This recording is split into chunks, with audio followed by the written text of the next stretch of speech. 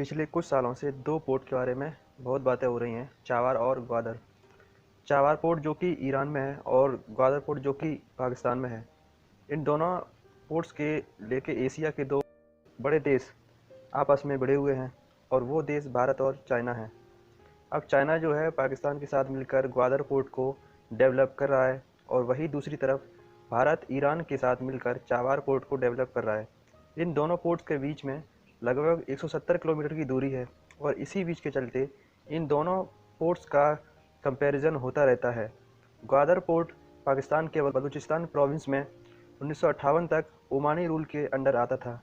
Actually जब अंग्रेज़ भारत को छोड़कर जा रहे थे तो उस समय उन्होंने बहुत गलत तरीके से बंटवारा किया था और बहुत सी जगह को छोड़ दिया था और वहाँ के रियासतों पर छोड़ दिया था कि वे भारत या पाकिस्तान किसी एक में शामिल होना चाहते हैं या नहीं। भारत में कुछ ऐसी जगह थी जैसे कि जूनागढ़, हैदराबाद और कश्मीर। वैसे ही पाकिस्तान की तरफ भी ऐसी जगह थी जैसे कि बलूचिस्तान। बलूचिस्तान के बारे में मैं आपको एक अलग से वीडियो बनाऊंगा, तब डिटेल में बात करेंगे। बट अभी आप इतना ही जान लो, जब पार्टीशन हुआ था तब बलूचिस्तान में 4 रियासतें थीं, जिसमें से 3 रियासतें पाकिस्तान में शामिल हो गई थीं। एक रियासत ऐसा नहीं चाहती थी, वो हमेशा से बलूचिस्तान को एक अलग देश बनाना चाहती थी।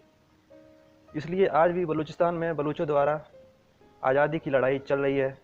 1954 में ही पाकिस्तान ने बलूचिस्तान पर कब्जा कर लिया था। 1958 में ओमान से ग्वादर $3 मिलियन में खरीद लिया था और 8 दिसंबर 1958 को ग्वादर ऑफिशियली पाकिस्तान का हिस्सा बन गया था। पर मैं आपको एक बात बताता हूँ, ओमान ने ग्वादर को बेचने का प्रस्ताव भारत के सामने रखा था, लेकिन ये पोर्ट भारत से बहुत दूर होने की वजह से भारत ने इसे नहीं खरीदा। पाकिस्तान ने जब ग्वादर को ख़रीदा था, उसने कहा था कि ग्वादर पोर्ट को एशिया का सबसे बड़ा पोर्ट बनाएंगे। 10 को बीत गई, लेकिन आज तक ऐसा नहीं हुआ। पाकिस्तान ने 1993 में काम में लेना शुरू किया। 1995 में पाकिस्तान की फेडरल गवर्नमेंट ने ग्वादर पोर्ट के डेवलपमेंट के लिए कंस्ट्रक्शन प्रोजेक्ट निकाले, बट शॉर्टेज ऑफ फंड्स की वजह से प्रोजेक्ट कैंसिल हो गए। उसके बाद 1997 में पाकिस्तानी सरकार ने ग्वादर के डेवलप के लिए एक टास्क फोर्स बनाई थी, उसका भी कोई नतीजा नहीं निकला शॉर्टेज ऑफ फंड की वजह से। फिर से प्रोजेक्ट कैंसिल हो गए। जबकि एक साल बाद 1998 में पाकिस्तान ने न्यूक्लियर टेस्ट किया था। अब इसके लिए पैसे कहाँ से आए, ये तो पाकिस्तान सरकार ही जाने। सालों से रुका हुआ ग्वादर पोर्ट का काम 2002 में स्टार्ट होता है और पहले फेज़ का काम 2006 में कंप्लीट हो जाता है। उस समय पाकिस्तान के सेनाध्यक्ष जनरल परवेज़ मुशर्रफ थे, तो ग्वादर पोर्ट का इनॉग्रेशन जनरल परवेज़ मुशर्रफ ने किया था।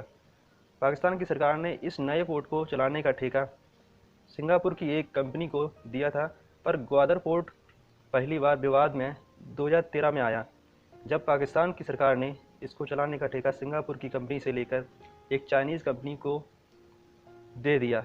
इसी दौरान नवाज शरीफ की सरकार ने घोषणा की चीनी सरकार ने पाकिस्तान में अरबों डॉलर के इन्वेस्टमेंट का इरादा जताया है, इसलिए ग्वादर पोर्ट का प्रोजेक्ट पाकिस्तान चाइनीज़ कंपनी को दे रहा है। फिर 2015 में चाइनीज़ पाकिस्तान इकोनॉमिक कॉरिडोर यानी कि सीपैक में जोड़ दिया गया और पाकिस्तान की सरकार ने फिर से पाकिस्तान के लोगों को सपना दिखाया कि फ्यूचर में ग्वादर पोर्ट बहुत बड़ा पोर्ट बनने वाला है, क्योंकि अब चाइना भी हमारे साथ है। तो दोस्तों, सीपैक को 6 साल हो चुके हैं, लेकिन अभी तक फ़ेज़ 2 का काम कंप्लीट नहीं हुआ। फ़ेज़ 2 का काम कंप्लीट होने के बाद भी ग्वादर पोर्ट का पूरा काम कंप्लीट नहीं होगा, क्योंकि ये 2045 तक चलेगा, क्योंकि पाकिस्तान की सरकार ने चाइनीज़ कंपनी के साथ 40 साल की एग्रीमेंट की है। इस एग्रीमेंट के तहत ग्वादर पोर्ट से जो रेवेन्यू आएगा, 91% रेवेन्यू चाइनीज़ फर्म कंपनी है ये वो रखेगी और 9% रेवेन्यू ग्वादर पोर्ट अथॉरिटी रखेगी। चाइना ने ग्वादर पोर्ट पर दिलचस्पी इसलिए दिखाई है क्योंकि ग्वादर पोर्ट रणनीतिक तौर पर बहुत ही अहम है। ये जिस जगह पर है वहाँ से दुनिया का 35% कच्चा तेल गुजरता है और इसी का फ़ायदा आज तक पाकिस्तान ने नहीं उठा पाया। लेकिन अब चीन ग्वादर पोर्ट के जरिए सीपैक होते हुए कच्चे तेल का इंपोर्ट करने की तैयारी में है। इससे उसको हिंद महासागर से होकर नहीं गुजरना पड़ेगा। जहां युद्ध की स्थिति में भारत चीन की सप्लाई लाइन कट करने की क्षमता रखता है, चीन ग्वादर पोर्ट पर इसी वजह से अरबों डॉलर का निवेश किया है कि अगर फ्यूचर में लड़ाई भारत से होती है तो चाइना अपना ट्रेड कच्चा तेल इंपोर्ट ग्वादर पोर्ट से कर सकेगा, उसे इंडियन ओशन का चक्कर नहीं लगाना पड़ेगा। इसी चीज़ को देखते हुए ग्वादर से 170 किलोमीटर दूर ईरान के चाबार पोर्ट को डेवलप करने का फैसला किया है। चाबार पोर्ट ईरान में स्थित है। ईरान इस पोर्ट को ज़्यादा यूज नहीं करता क्योंकि ईरान के पास ऑलरेडी 4 बड़े पोर्ट्स हैं जिससे वो दुनिया भर के देशों में ट्रेड करता है। साल 2002 में चाबार को लेकर बात की थी। इसके बाद जनवरी 2003 में ईरान के राष्ट्रपति भारत के रिपब्लिक डे पर मुख्य अतिथि के रूप में आए थे और उस समय भारत के प्रधानमंत्री अटल बिहारी वाजपेयी थे। तब इस परियोजना पर हस्ताक्षर किए थे। वर्ष 2004 में अटल बिहारी वाजपेयी इलेक्शन हार जाते हैं और आगे 10 साल तक कांग्रेस के टेन्योर में इस पर ज़्यादा ध्यान नहीं दिया जाता और फिर 2015 में भारत सरकार इस पर ध्यान देती है। 2017 में पहली बार इस पोर्ट को यूज किया था और अफ़गानिस्तान में वीट्स पहुंचाया था और 2018 में भारत ने इस पर ऑपरेशन स्टार्ट कर दिए। चाबार पोर्ट भारत के लिए कूटनीतिक के हिसाब से बहुत खास है क्योंकि ये ग्वादर पोर्ट के बहुत पास है। अब बात करते हैं ग्वादर और चाबार पोर्ट के फ्यूचर के बारे में। तो ग्वादर पोर्ट आने वाले समय में चाइना का मिलिट्री अड्डा बनकर रह जाएगा, जैसे श्रीलंका का हम्बनटोटा पोर्ट है। हम्बनटोटा को डेवलप करने के लिए श्रीलंका को पैसा दिया था और इस पोर्ट से श्रीलंका पैसा नहीं कमा पाया और पैसे चाइना को नहीं चुका पाया। फिर उसके बाद हम्बनटोटा पोर्ट को 99 साल के लिए लीज पर ले लिया। अगर किसी को मेरी बात गलत लग रही है तो हम्बनटोटा के बारे में पढ़ लें। आज उस पोर्ट को कोई यूज नहीं करता, बस वो चाइना का मिलिट्री अड्डा बनकर रह गया। और सेम यही हाल ग्वादर पोर्ट का होगा। अगर ग्वादर पोर्ट डेवलप करना होता तो कब का डेवलप हो गया होता। ग्वादर पोर्ट का प्रोजेक्ट डिले होता ही जा रहा है।